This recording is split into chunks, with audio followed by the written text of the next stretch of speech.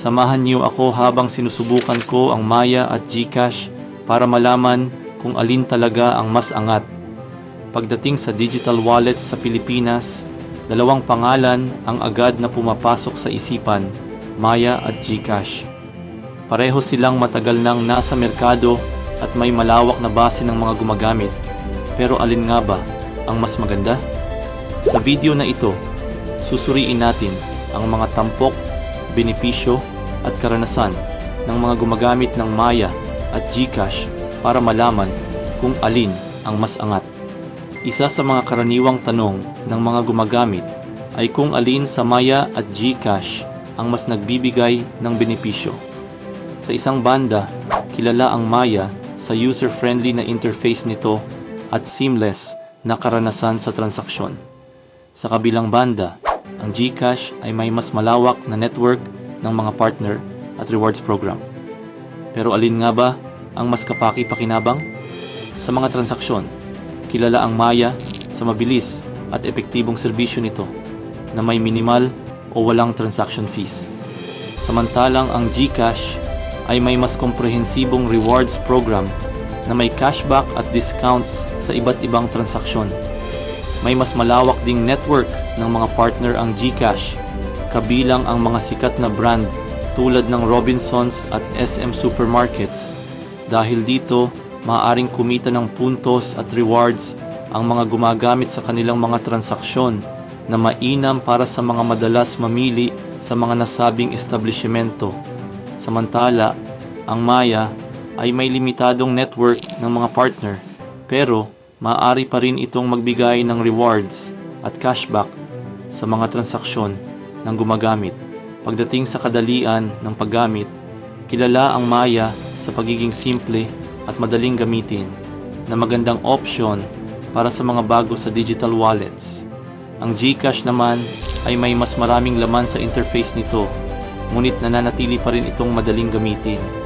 Sa huli, ang pagpili sa pagitan ng Maya at GCash ay nakadepende sa personal na kagustuhan at kung ano ang inuuna ng gumagamit sa isang digital wallet. Kung ang pangunahing prioridad ay ang kadalian ng paggamit at mababang transaction fees, maaaring ang Maya ang mas angkop.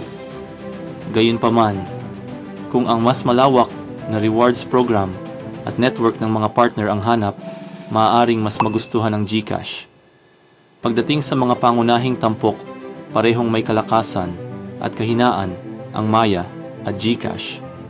Ang Maya ay may seamless na karanasan sa transaction at mababang transaction fees, habang ang GCash ay may mas komprehensibong rewards program at mas malawak na network ng mga partner. Sa aspeto ng seguridad, pareho silang may matibay na mga hakbang upang masigurado ang proteksyon ng data at transaksyon ng mga gumagamit. Ngunit may ilang ulat ng mga issue sa customer service ng GCash na maaaring maging problema para sa iba. May mga pagkakaiba din ang dalawang platform tungkol sa interest on savings. Ang Maya ay nagbibigay ng 3.5% base interest plus up to 15% boost interest, habang ang GCash ay may kakayahang magbigay ng 6% interest gamit ang GSave via partner banks gaya ng BPI, Yuno, CIMB, Maybank. Batay sa karanasan ng mga gumagamit at opinyon ng mga eksperto, malinaw na ang Maya ay nag-aalok ng mas seamless na karanasan sa transaksyon at mas mahusay na value for money. Ang minimal na transaction fees at user-friendly na interface nito ay ginagawa itong mahusay na option para sa mga naghahanap ng hassle-free na digital wallet. Pero ang pinaka-importanting rason kung bakit mas angat ang Maya kaysa sa GCash, ito ay dahil sa monthly account limit.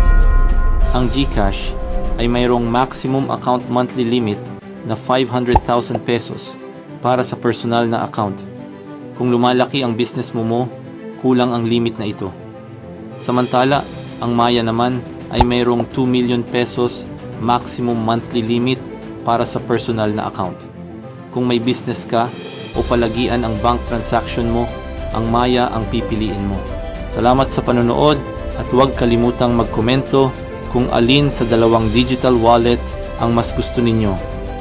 Kung nais ninyong makakita ng mas marami pang paghahambing na tulad nito, siguraduhing mag-subscribe at pindutin ang notification bell.